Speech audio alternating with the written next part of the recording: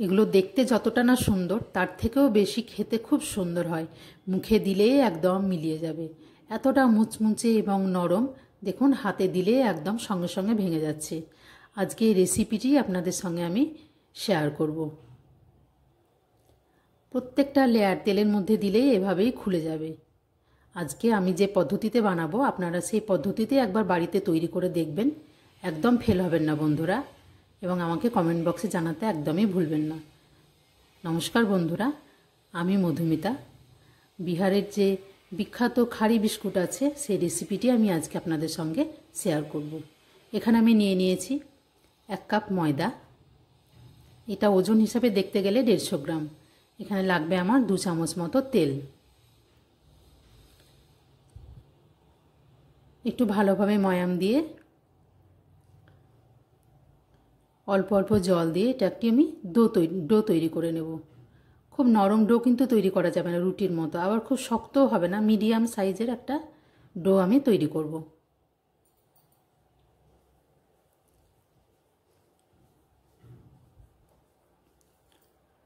মাখানো হয়ে গেছে, এটা 10 থেকে 15 মিনিটের জন্য আমি রেস্টে দেব। এখানে আমাদের একটা পেস্ট তৈরি করে নিতে হবে, এটা খুব গুরুত্বপূর্ণ বন্ধুরা।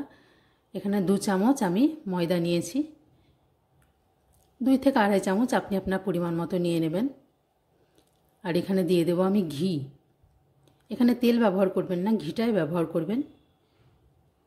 প্রায় 2 চামচ মতো আমার এখানে ঘি লাগবে। খুব ভালোভাবে মিশিয়ে একদম আঠালো একটা পেস্ট তৈরি করতে হবে। খুব নরম করা যাবে না, আপনাদের যদি খুব নরম হয়ে যায় তাহলে আরও একটু ময়দা মিশিয়ে নেবেন। এখানে আমি 3টে লেচি কেটে নিয়েছি, পরোটার থেকে বা রুটির থেকে একটু ছোট এবং লুচির থেকে কিন্তু একটু বড়। খুব বড় বড় বেশি করা যাবে না, কারণ এগুলো তখন পরবর্তী ক্ষেত্রে বেলতে খুব অসুবিধা হবে। ভালোভাবে ময়দা ছিটিয়ে একদম পাতলা করে এগুলোকে বেলে নিতে হবে।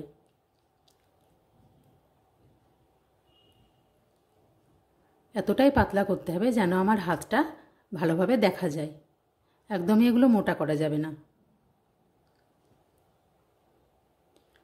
দেখেই বুঝতে পারছেন যে রুটিটা কতটা পাতলা হয়েছে।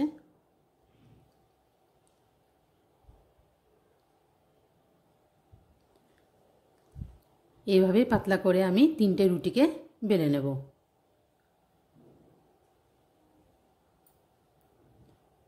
দেখুন এখানে আমার সবগুলো রুটি বেলা হয়ে গেছে। এখানে 2 থেকে 3টের বেশি একদমই রুটি দেওয়া যাবে না, দিলে পরে কিন্তু বেলতে খুব অসুবিধা হবে। এবার পুরো যে পেস্টটা আমি তৈরি করে নিয়েছিলাম ভালোভাবে সারা গায়ে কিন্তু মাখিয়ে নিতে হবে।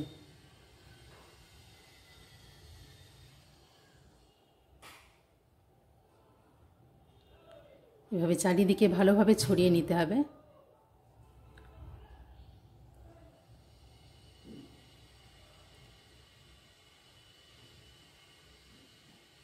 একটা আমি খুব ভালোভাবে দেখিয়ে দিচ্ছি।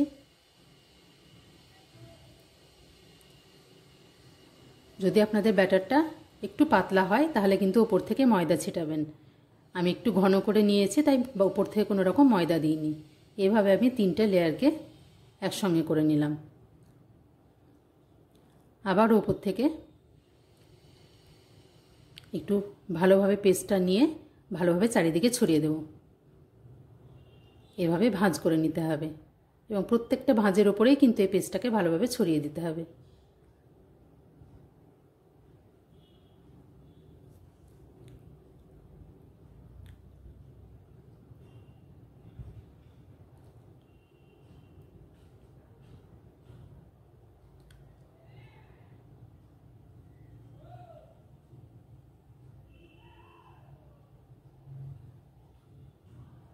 প্রত্যেকটা লেয়ারে এভাবে পেস্টটা ভালো করে লাগিয়ে নিতে হবে। হয়ে গেছে, এভাবে ভাঁজ করে চারিদিক সমান করে হাত দিয়ে এটা সমান করে নিতে হবে। ওপর থেকে আবার একটু ময়দা ছিটিয়ে 3টেকে একসঙ্গে বেলে নিতে হবে।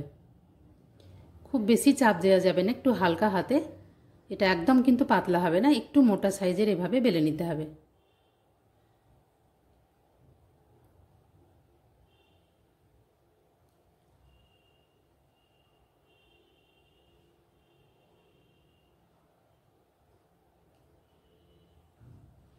তারপর একটা ছুরি দিয়ে চার ধারটা সমান করে এভাবে কেটে নিতে হবে। কাটাটা অবশ্যই করবেন, নইলে কিন্তু এর পরতগুলো একদমই বোঝা যাবে না। তারপর আপনি আপনার সাইজ মতো এগুলোকে কেটে নেবেন, বড় বা ছোট যেভাবে ইচ্ছে সেভাবেই করে নিতে পারেন। আমি একটু ছোট সাইজেরই তৈরি করছি।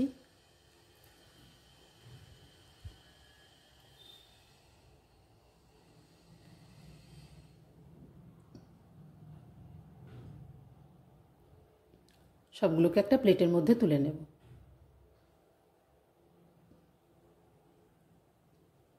এদিকে তেল গরম হয়ে গেছে। এটা ভাজতে কিন্তু খুব বেশি পরিমাণে তেল লাগে না। তেলটা একটু গরম করে নিয়ে আঁচটাকে একদম কম রেখে কিন্তু এগুলো খুব অল্প পরিমাণে দিয়েই ভাজতে হবে। দেওয়ার সঙ্গে সঙ্গে কিন্তু এগুলো একদমই উল্টানো যাবে না, একটু সময় দিতে হবে। আস্তে আস্তে কিন্তু এই লেয়ারগুলো খুলে যাবে, তারপর আপনাকে নাড়াচাড়া করতে হবে। দেখুন প্রত্যেকটা লেয়ার খুব সুন্দরভাবে কিন্তু খুলে গেছে।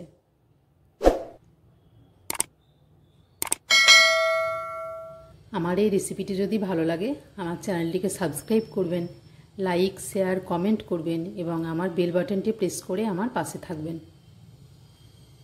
এভাবে খুব অল্প অল্প আঁচে আপনাকে 5 থেকে 6 মিনিট লাগবে একটা ব্যাচ তৈরি করে নিতে।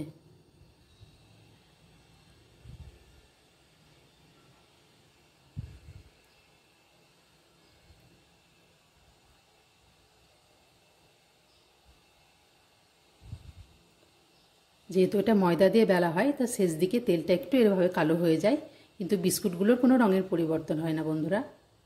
দেখুন প্রত্যেকটা লেয়ার কিভাবে খুলে গেছে।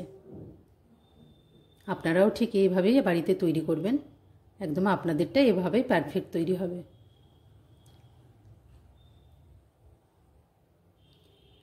1 কাপ ময়দা দিয়ে আপনি পুরো পরিবারের জন্য বানিয়ে নিতে পারেন।